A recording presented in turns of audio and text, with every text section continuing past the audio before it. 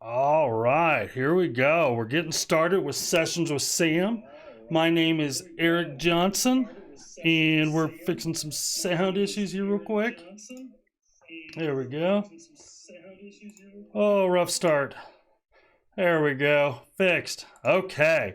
So we are going to be doing Sessions with Sam today. Well, we're going to be walking through some Sam templates on how we can build out different things with Sam, using Sam to use infrastructure as code with our serverless architectures. I'm glad you're here, and as we get started here, I'm going to give you the straight up. This is my first self-managed stream, so we'll see how it goes. Off to a rough start, but that's okay. We had some sound feedback, loopback, things like that, but we're okay. That's good. I'm going to tell you, I've got the Diet Dr. Pepper locked and loaded, so I think we're good to go. All right, so let's get started. So first of all, today we are going to build out a HTTP API with authorization and non-authorization or authorized routes. This is going to be a real simple one. We're not going to cover a whole lot in it, but give the basic idea of what it means to build HTTP API with SAM. And as we go throughout this series, we'll get a lot deeper into that, and we'll look at open API definitions, things like that. But we're going to keep it simple today to just give you an idea. And I'm literally just going to build it from scratch. You might see a little copy and paste because, hey, I'm not the fastest typer in the world, but there it is. No excuses, right? Okay, so you can see my screen here. So let's get started. So the first thing we're going to do is we're going to, now I'm working in a repository that I'll be posting here, and one of my folks are going to post it with me, where we can see, or where you'll have access to these templates afterwards, so you can use them. So I'm actually working in a local version of the repository. So we're gonna make a directory here, and just call it HTTP API. And I'm watching the chat, and if this isn't big enough, let me know. Hey, how's that? So mkdir make directory HTTP API. There we go. Okay. Now I'm already in it. Okay, again, off to a rough start here, but that's okay. So we're where we need to be. Let me just kill my terminal and start again so we can know we're in the right place. All right. New terminal, there we go. Okay, so we are in the root of this. The only thing we have is a README. Now we're gonna make directory, HTTP, API, and now we're cooking with grease here, with gas, whatever the saying is. So we're going to change HTTP API. And the first thing we need is literally just a SAM template. Now, normally I would use a git and init for this, right? Because we're gonna be building out a lot of things, but I'm gonna kind of show it by hand. In a later session, I'm gonna show how to use, SAM and init to generate your projects and how to use local ones. Yep, we've had a request for a bigger font size, so let's blow that up. Let's see if that helps out. Okay. There we go. Hopefully that'll work for us, and I'll pop this up a little bit. All right, so let's go ahead and create our template.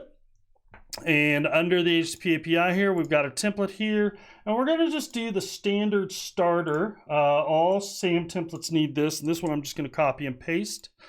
Where I'm going, so you see we've got our template format version, we've got our transform, and that's important to serverless. Okay, we're asking for more size increase. There we go. All right, I don't know if I can go any bigger, but we'll see if we can make that work, and we'll get rid of this. That might help us. Okay, so what we're going to do here is again, we need the transforms to tell CloudFormation that this is a serverless transformation, right?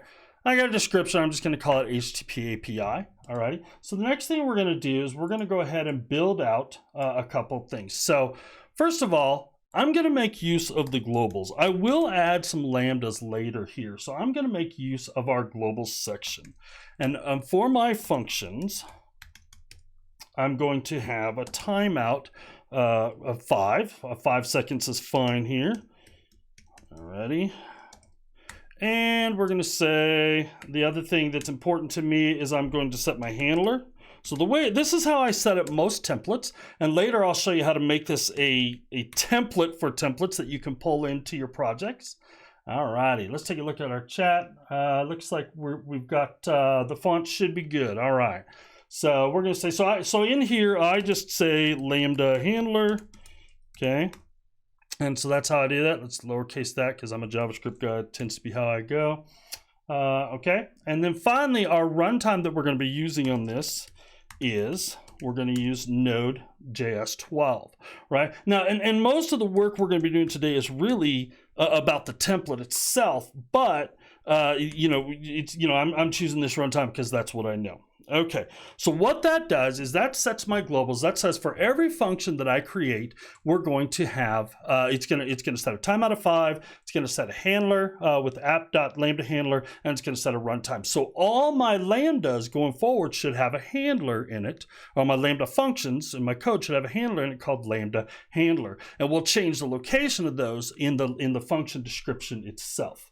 But this is how I tend to set it up. Okay, so first thing we're going to do are resources. Okay, now this is where in the same template, this is where everything goes that we're going to use. Now I'm going to go ahead and create a Lambda function. I'm going to copy and paste this one because we're going to move a little faster that way because again, I'm not the fastest typer and I want to be able to talk about this a little bit. So first of all, we're going to create a Lambda. Now normally, this right here would be enough in the description to get it running, okay? So I'm gonna actually create under my files here, and I'm gonna create a new folder, and we're gonna call it source, okay? And all it's gonna have in it right now is we're gonna say, let's go ahead and do our app file, okay? So we're gonna say new file is gonna be app.js, okay, and then we'll just grab, and I'm going to cheat and grab my code here under this. And so all I'm going to do in this, he's just going to have a simple line of code. And this is what he's going to do. We're going to say export the Lambda handler. So that's, like I said, I need a Lambda handler. And he's going to do an async call. And all he's going to do is JSON stringify the event and kick it back to us. Because right now we just want to see the event and that it's happening. And that's all I really need on this for the moment. Okay. So we're gonna use that. And that should get me going for my app. And we'll just get rid of that here. Okay, so in our template, we're pointing at that with the code URL. We're saying everything under the source file is my source code for my Lambda. All right. And apparently I have a typo in the globals. I sure do. That would have made me bang my head for quite a while later. I appreciate that. Okay. All right, so Command S, yes. When I click off, that'll save. So yeah, I appreciate that. Okay, so let's take a look here. So that's my function. Now, this right here is enough to get an HTTP API up and running because I'm using an event on my Lambda function. And I'm saying I want an event, and I'm going to do, and this is my dynamic ID or my logical ID for it. And then I'm going to say HTTPI, and there's just as simple as saying the path I want to do and then the method I want to do. And I could put an any here if I want to, and that would work fine as well. But that right there is enough to bring that up. So we could actually go out here and we're going to say SAM deploy. Now this is where we talk a little bit about how SAM works here. We're going to do SAM deploy -G. And the -G lets me make some settings as I go through this. So let's go ahead and go through this. And I'm going to say, what am I going to name this? So I'm going to name this my HTTP API, lowercase that there, API stack, like so. And then what region do I want it to be in? US West 2. And that with SAM, what that does is you have, yep, if you have it, yep, that's right. If you have a SAM validate, will catch those. That's exactly right.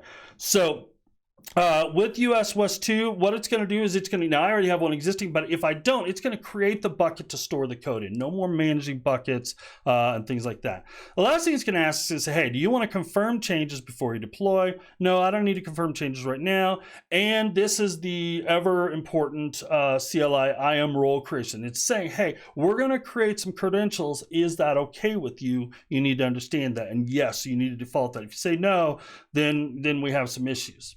Okay, so Let's go ahead and save that. It's going to save it out to a file so I have it for later. And then it's going to run a deploy. Now, why didn't that work? And I'll tell you, I have to set, and it's when I restarted my demo, I make myself set the credentials I'm going to use. And I use a shortcut in ZSH called ASP that sets my credentials, because when I used to work for a lot of clients, I've been known to push to the wrong stack. So I forced myself to do it. So we're going to go through that one more time. And since it didn't save out the TOML file, we're gonna set those settings real quick again. So we'll call HTTP API stack, and it's app stack, but that's okay.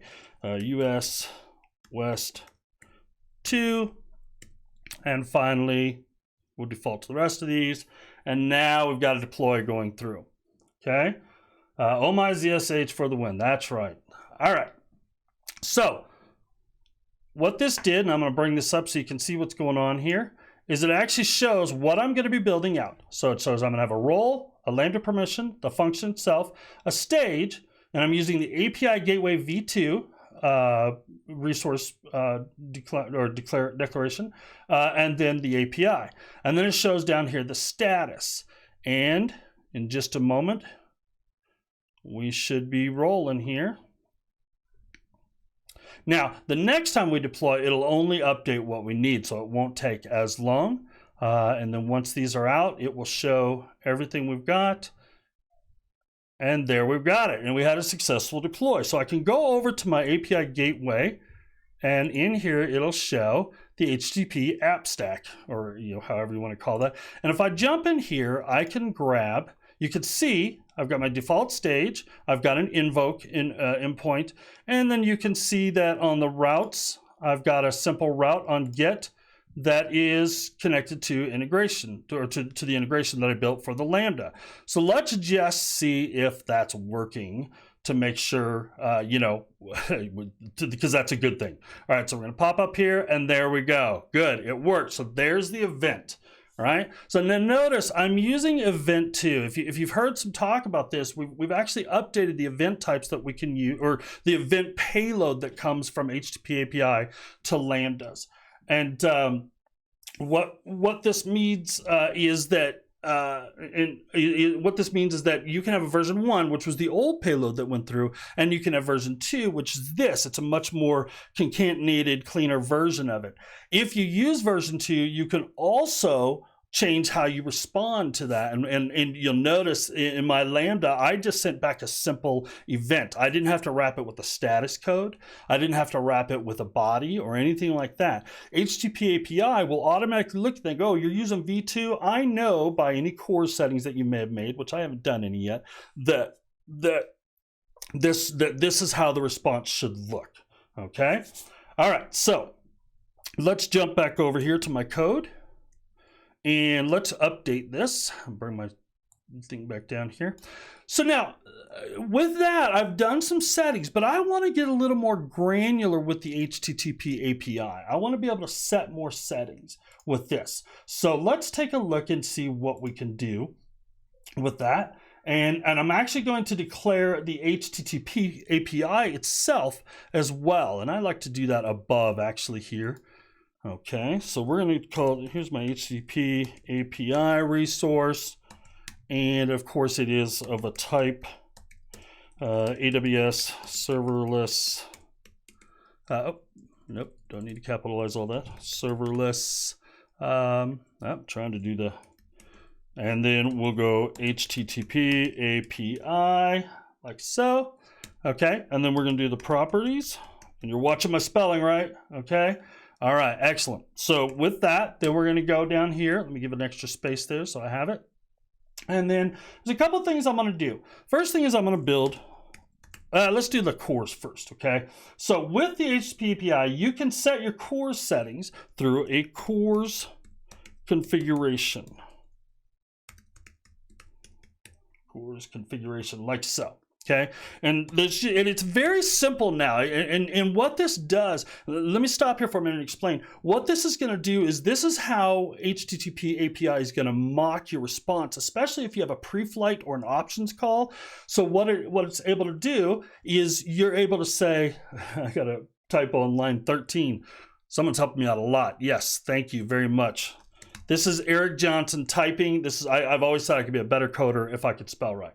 Okay, so and what this allows you to do is HTTP API will build those pre-flight and option responses for you based on the core settings, right? So I'm actually just going to grab a couple here rather than type them because we've seen how that works out for me, right?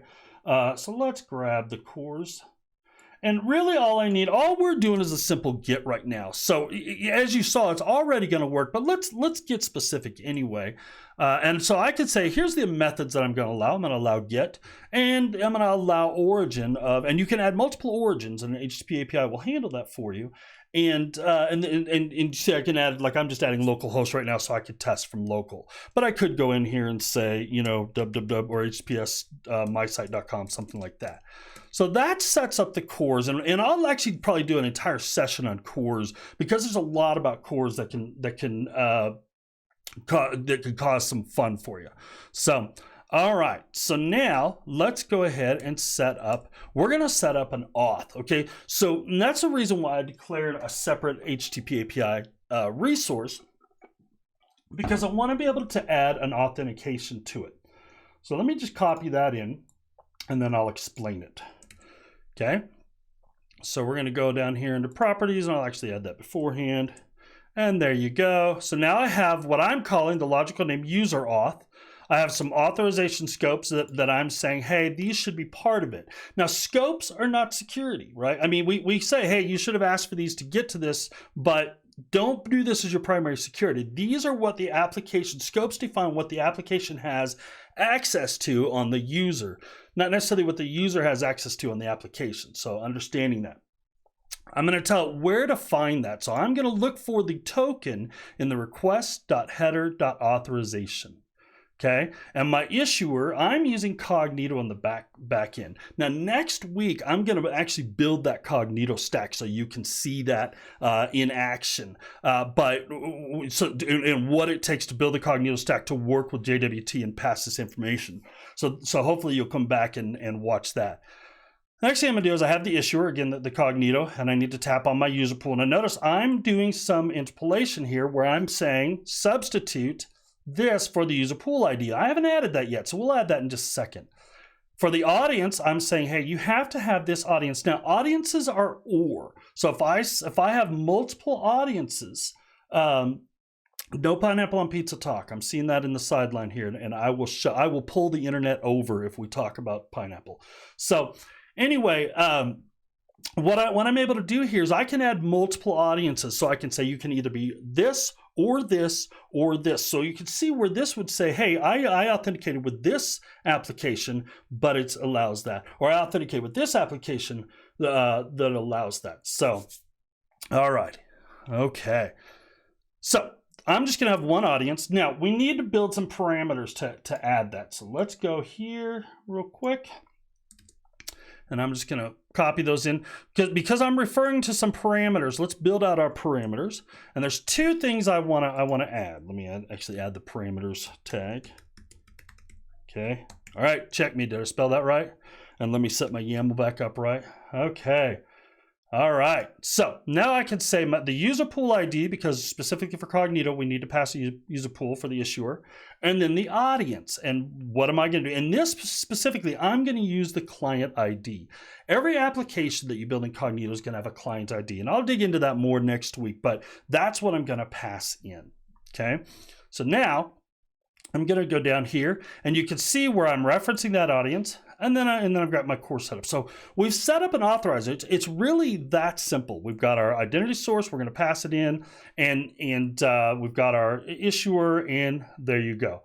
So what we're going to do is we're going to add one more Lambda. We've got one Lambda here, and I'm going to add another one. Okay, and we're going to call this the admin. Now I'm going to point. How's it going? Let's get that cleaned up. And I'm going to call this the admin Lambda function. So as I get that to click off, there we go. And I'm going to say I'm going to pull the same code because I'm okay. I just needed to return the information. Okay, so now I'm going to go to admin and I do a get. So now I'm doing different paths, but there's something I need to add for these to work. Okay, and so what I'm doing is I'm saying, now that I've defined a HTTP API resource, I need to refer to that. So I'm going to actually add an API ID in here saying this should be the one you're grabbing. Okay, so there we're going to refer it to this one. Okay, so those are all tied together. So I need to do that with both lambdas. Okay, there we go. 20 minutes in, we got 10 minutes left, and we've got most of it built. So I'll be able to answer some questions at the end here. So that's our setup. So let me walk through it again real quick here. We've got our parameters where we're calling in some ID. We've got our globals here that I'm setting some stuff. I'm declaring my HTTP API, and I'm declaring two lambdas, a lambda function and an admin lambda functions, each with a different path, but using the same code. So for the moment, that should set that up. So now what I need to do is I need to do a SAM deploy -G again. And why do I need to do that? Because I'm passing in some parameters. So I need to update those parameters. So let's do that. Now the nice thing is it's saved most of my information, so I can put that there. But now it's asking me for that user pool. So let's go over here, and I'm going to grab that information, and I've got that saved out for me here. If I can get at it. Okay, so my user pool, bear with me 1 second here, is going to be, and you're welcome to grab this, these will be gone before you know it, but so that's my user pool, okay? And my audience is going to be my client ID, okay? So again, the client ID that's given out from Cognito, and this says I have to have authenticated from this application to get to this endpoint, okay? So now I've passed those, and I choose audience because you might use something else for the audience as well, like for using an Auth0 authentication, something like that. So I'm going to confirm the changes here real quick and stay with my roles, and let's deploy.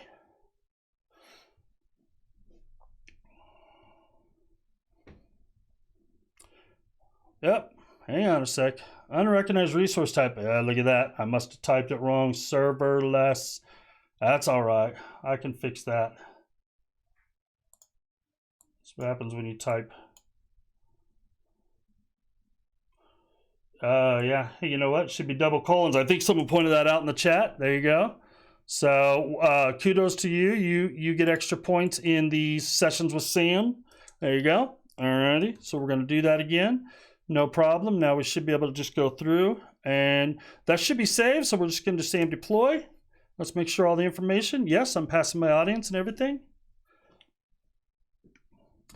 I'm not building right now because my, okay, here we go. Now we're getting, okay.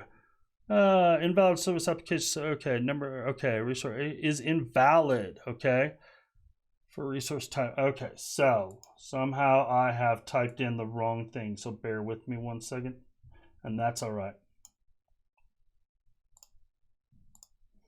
I'm gonna look at my code, see what I did wrong. Okay, it's saying HTTP API. Someone's, yeah, everybody's saying, here it is. So, here, okay, HTTP resource with ID, HTTP API property user auth is not defined. Yeah, that's right, because it should be HTTP API. You have to tell the type first under, under authorization. So that was my problem. So I need to have the word authorizer here. Okay, authorizers, because you can have more than one, right? So now let's take this and let's indent it because we've got that. So that was my bad. All right, so let's try that one more time. All right.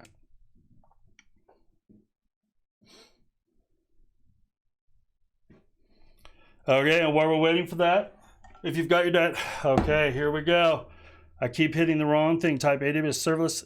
Yeah. Wait for it. Okay, HPI is invalid. Property authorizers do not define for resource. Okay, so I am typing something wrong. So bear with me. Here's what I'm going to do. I'm going to take my authorizers from here. And we're just going to copy it in and paste it, and should be good. Properties auth. There we go.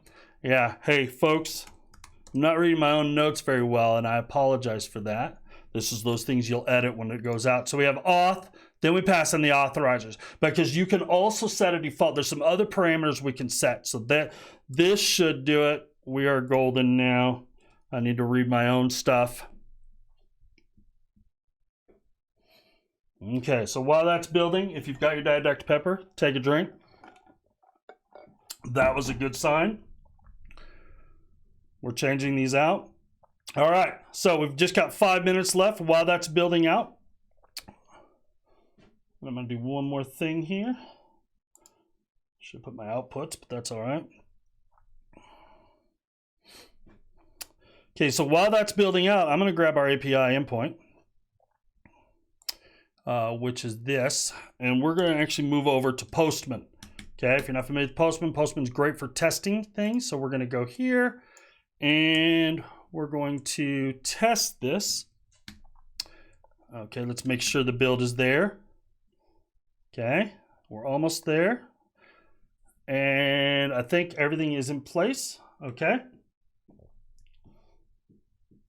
All righty.